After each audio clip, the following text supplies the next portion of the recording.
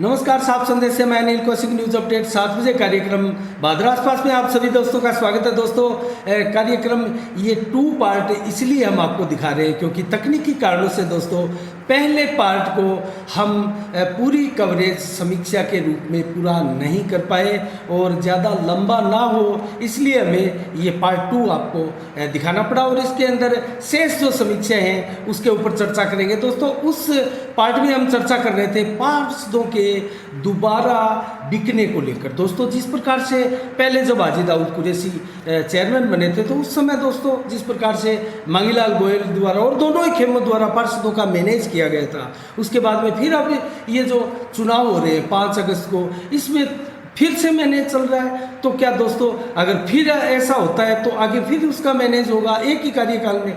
दोस्तों, ऐसा ये बहुत ही गलत दिशा में बादरा का जो सिस्टम है, राजनीतिक सिस्टम है, वो जा रहा है और इसके गंभीर परिणाम दोस्तों भविष्य में भुगतने पड़ सकते हैं। और इसको लेकर दोस्तों पूरा कस्बा बादरा जो है पूरे राजस्थान में इसकी बदनामी होगी, इसमें कतई कोई दो राय नहीं है। दोस्तों, इसको कैसे रोका जाए? दोस्तों, आज भी मैं आपको धड़ल्ले से बताना चाहूँगा, आज भी ऐसे पार्षद है जो किसी प्रकार प्रलोभन में नहीं है। दोस्तों, ऐसे पार्षदों के लिए मैं अगर कहूँ तो बिकने वाले और भी हैं, जाओ जाकर खरीद लो। बिकने वाले और भी होंगे, जाओ जाकर खरीद लो।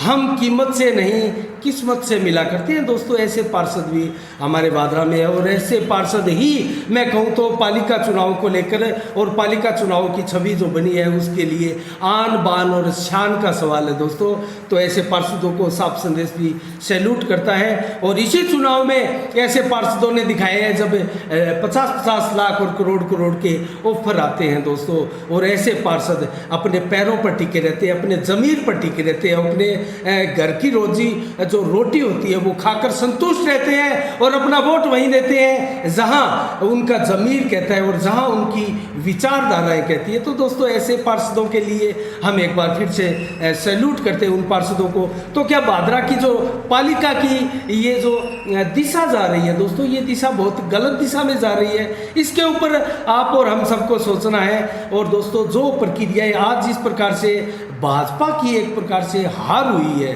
और चुनाव से पहले ही एक प्रकार से हार मान लेने की ये जो स्थिति है, क्या इसमें किसी प्रकार की तब्दीली आएगी? चुनाव तो दोस्तों 5 अगस्त को होने वाले हैं। तो दोस्तों, इसके ऊपर भी मैं आपको एक चीज़ अगर बताऊं तो आप विश्वास कीजिएगा, अभी भी दोस्तों बात में ट्विस्ट है, क्योंकि दोस्तों अभी भी भाजपा के पास लगभग 13 ऐसे पार्षद हैं जो बहुत मजबूती के साथ भाजपा के खेमे में खड़े हैं और इसके अलावा भी ऐसे कई पार्षद हैं दोस्तों जो दूसरे खेमे का हिस्सा नहीं बनना चाहते हैं। उनकी संख्या भी दोस्तों 5 से 7 है। तो क्या भाजपा में अभी भी संभावनाएं हैं कि मुकाबले में आए? दोस्तों, जीत पाने की संभावनाएं जो थी वो मुझे लगता है यहाँ क्षीण हो जाती है, क्योंकि जो मुख्य प्रतिद्वंद्वी चेयरमैन पद का दावेदार था दोस्तों, उसके अगर मुंह से आप ये सुन ले, उसके द्वारा अगर ये कहा जाए कि मैं अब खरीद फरोख्त करने में किसी प्रकार से सहमत नहीं हूँ, तो दोस्तों एक कमजोरी जो है धनबल को हराने की वो दोस्तों सामने दिखाई दे जाती है। और मैं तो कहूँगा ऐसी कमजोरी दोस्तों बहुत पहले दिखा देनी चाहिए थी। और एक चीज़ और कहूँगा दोस्तों, मैं तो अगर इस प्रकार की स्थितियाँ हैं तो पार्षदों को एक प्रकार से यहाँ जो है नज़ीर लिखनी चाहिए, एक प्रकार से एग्जाम्पल पेश करना चाहिए बादरा क्षेत्र के लिए। एक दोस्तों ऐसा उदाहरण पेश करना चाहिए, या तो वोटिंग का बहिष्कार कर, या फिर अपने वोट को नोटा पे डालकर, या फिर अपने वोट की ताकत को संगठित होकर खेमे के जो नेतृत्व करता है उनके सामने किसी प्रकार का प्रदर्शन कर, या फिर दोस्तों सारे के सारे किसी एक जगह ऐसा वोट दे और मजबूर कर दे कि जो पर्चा दाखिल किया गया है उस पर्चे को भी उठा लिया जाए। क्या दोस्तों ऐसा संभव है? बहुत से लोगों के दिमाग में ये भी सवाल है कि भाजपा का पर्चा उठ जाएगा दोस्तों, ये संभव नहीं है, क्योंकि ये राष्ट्रीय पार्टियों का जो पर्चा होता है दोस्तों इस कदर नहीं उठाया जा सकता। और इन पर्चों को उठाने के पीछे दोस्तों अगर उठाया भी जाता है तो दोस्तों इसके सवाल आपको जयपुर और दिल्ली तक देने पड़ेंगे, और ऐसे सवाल जवाब ही नहीं दोस्तों इसकी पार्टी के आला कमान के नेता जो बैठे हैं इसके ऊपर संज्ञान लेकर जो प्रक्रियाएं इसके बाद में होती है दोस्तों, बड़े बड़े नेताओं को भी जो है साइड लाइन लगा दिया जाता है, और इसकी गूंज है दोस्तों वो बड़े स्तर पर सुनाई देती है। तो ऐसी संभावनाएं कहीं दिखाई नहीं देती है। लेकिन हाँ, इसके पीछे कुछ ऐसा हो सकता है कि एक कंडीशन ये भी हो सकती है कि जितने वोट हाजी दाऊद कुरैशी खेमे में जाने थे जा चुके हैं, या एक दो कोई और भी जाने की संभावना है वो जा चुके होंगे या वो चले जाएंगे, और जो शेष वोट बचेंगे वो दोस्तों मांगीलाल गोयल के जो पर्चा दाखिल किया हुआ है उसमें आप गिनती के रूप में देख सकेंगे। तो एक स्थिति तो यही है, एक स्थिति है दोस्तों नोटा में डालने की, एक स्थिति है दोस्तों बहिष्कार कर चुनाव में वोट ही ना डालने की। तो ऐसी कुछ भी स्थितियाँ आगे भविष्य में देखी भी जा सकती है। और एक संभावना ये भी है दोस्तों, मैं अगर आपको बताऊं तो अभी भी मीटिंगों का दौर जारी है, जो परिस्थितियां बिखराव ली हुई दिखाई दे रही है उसको बचाने के लिए, उसको दोबारा बनाने के लिए, तो क्या इन परिस्थितियों में आपको दम नज़र आता है? तो दोस्तों कुल मिला के जैसा मैंने कहा विचारधारा की बात है, जहाँ कुरैशी खेमे में जो पार्षद जाने थे दोस्तों वो जा चुके हैं, और ऐसे कई नाम और भी हैं, 1 या 2 या 3 दोस्तों वो भी जा सकते हैं। उनकी संख्या कहाँ तक पहुँच सकती है और भाजपा की संख्या नीचे कहाँ तक आ सकती है, इसका आंकड़ा करें तो भाजपा 13 से नीचे किसी कीमत पर आती हुई दिखाई नहीं देती। और अगर मैक्सिमम भाजपा को देखें, अगर ईमानदारी के साथ ज़्यादा प्रयास ना करने पर भी अगर मैक्सिमम भाजपा में अगर कोई वोट आए दोस्तों तो वो संख्या 18 भी हो सकती है। और कुल मिला के हाजी दाऊद कुरैशी की खेमे की दोस्तों अगर मैक्सिमम संख्या का आंकलन अगर अभी से लगाएं तो दोस्तों ये संख्या 22 भी हो सकती है, ये संख्या 24 भी हो सकती है, और ये संख्या कहीं ज़्यादा भी जा सकती है, और संभवतः ये संख्या 21 भी हो सकती है। लेकिन 21 की जो संभावना है वो दोस्तों कड़े मुकाबले में बनती है, और जिस प्रकार से हाजी दाऊद कुरैशी ने 21-19 के मुकाबले में चेयरमैन का पद जीता था वो कंडीशन फिलहाल दिखाई नहीं देती, लेकिन बन भी सकती है। तो ऐसा कुछ भी हो सकता है दोस्तों। इसके लिए जो है मैं अगर एक चीज़ दोस्तों और बताऊं आपको तो बुरा वक्त सबसे बड़ा एक प्रकार से जादूगर होता है दोस्तों। बुरा वक्त जो होता है वो सबसे बड़ा जादूगर होता है, क्योंकि यह एक ही पल में सारे अपने चेहरों पर से नकाब उठा देता है। तो बुरा वक्त दोस्तों इससे बड़ा जादूगर कोई नहीं हो सकता, क्योंकि बुरा वक्त जब इंसान का आता है तो उसके सभी अपने एक एक कर मुंह मोड़ने लगते हैं। तो ऐसी स्थिति यहाँ दोस्तों भाजपा खेमे की आज कमोबश दिखाई दे रही है।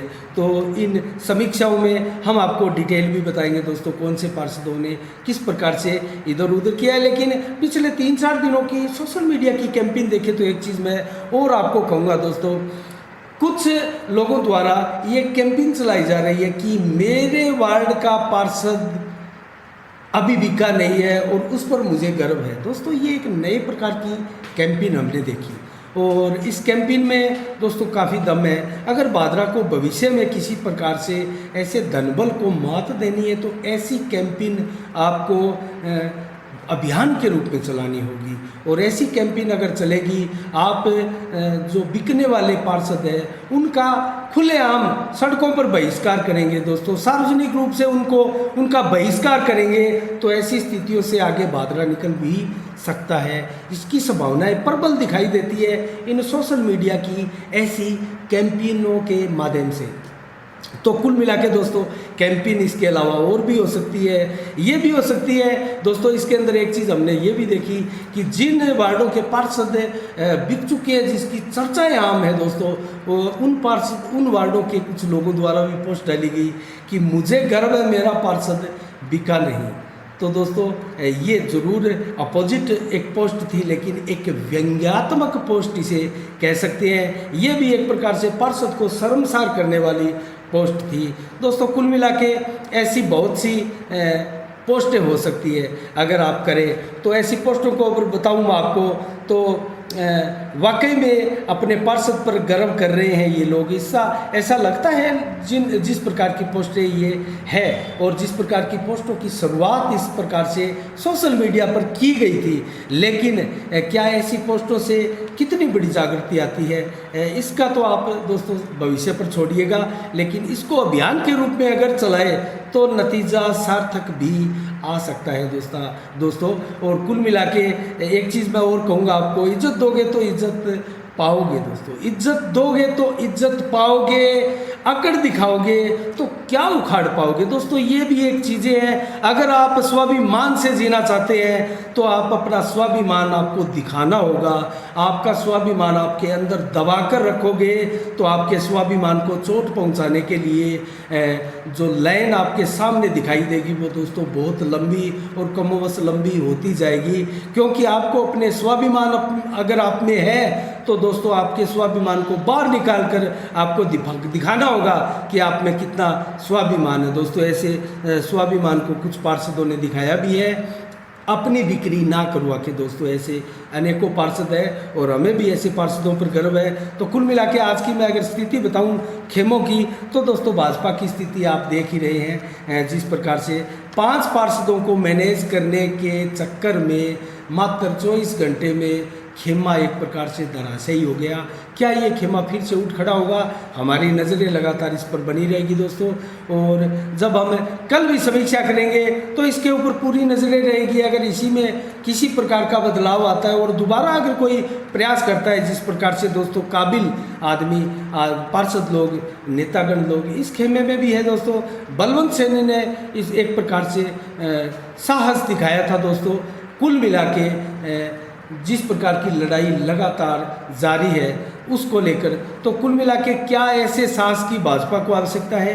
क्या कांग्रेस की तरफ से जो साहस दिखाया जा रहा है दोस्तों वो साहस जनता के लिए सही है, या फिर भाजपा के कुछ पार्षदों का जो साहस दिखाया जा रहा है? दोस्तों एक चीज़ मैं क्लियर कर दूं, यहाँ खरीद फरोख्त दोनों ही खेमों से हो रही थी दोस्तों। कई बार ये भी आता है कांग्रेस भाजपा को लेकर पूरे देश में चर्चाएं छिड़ती थी और दोस्तों लोग दोनों पार्टियों को चोर की संज्ञा जब देते थे दोस्तों, तो एक प्रकार से बड़ा चोर है, एक छोटा चोर दोस्तों, दोनों ही अगर चोर हो आपके सामने तो आप किसको चुनेंगे?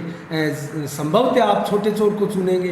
तो क्या अगर दोनों ही दोस्तों कोई धनबल वाले हो तो आप किसको चुनेंगे? क्या बड़े धनबल वाले को, छोटे धनबल वाले को? लेकिन यहाँ ये चीज़ लागू एक प्रकार से नहीं होती है दोस्तों, क्योंकि दोस्तों रिश्वती ही होती है, चाहे वो 1 रुपये की ली जाए या 1 करोड़ की ली जाए।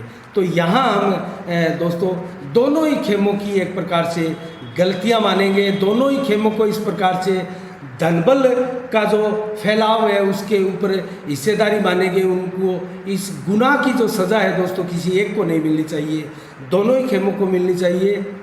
और इसकी सज़ा दोस्तों जनता दे, और जनता इसकी सज़ा इस प्रकार से दे कि आने वाले चुनाव में जो है धनबल वालों को समूल रूप से यहाँ दोस्तों उनका बहिष्कार होना चाहिए। दोस्तों मैं आपको एक बढ़िया चीज़ बताऊँ तो तारानगर कस्बा है हमारे पड़ोस में, राजगढ़ कस्बा है, नौर कस्बा है। और दोस्तों तारानगर के लिए मैं अगर आपको एक बात बताऊँ तो पार्षद के चुनाव मात्र 2-3 हज़ार में चाय की मनवार दोस्तों हमारे राजस्थान में होती है। अगर हमारे घर में कोई मेहमान आता है तो हम उसको चाय पिलाते हैं।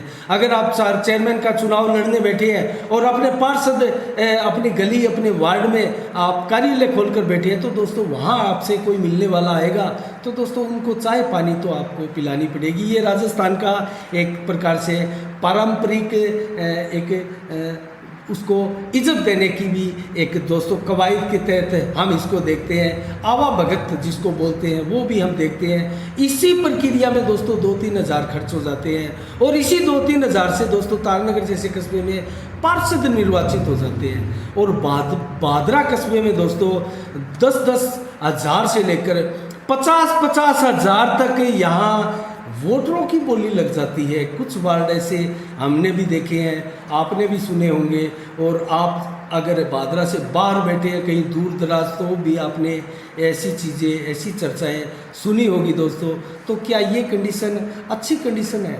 दोस्तों मैं तो कतई ऐसी कंडीशन को अच्छी कंडीशन नहीं मानता, और ये परंपराएं हमारे भादरा कस्बे से जानी चाहिए, ख़त्म होनी चाहिए, विलुप्त होनी चाहिए, और इसको जनता के बीच में रहकर एक अभियान चलाकर इस परंपरा को जो है उखाड़ फेंकना चाहिए।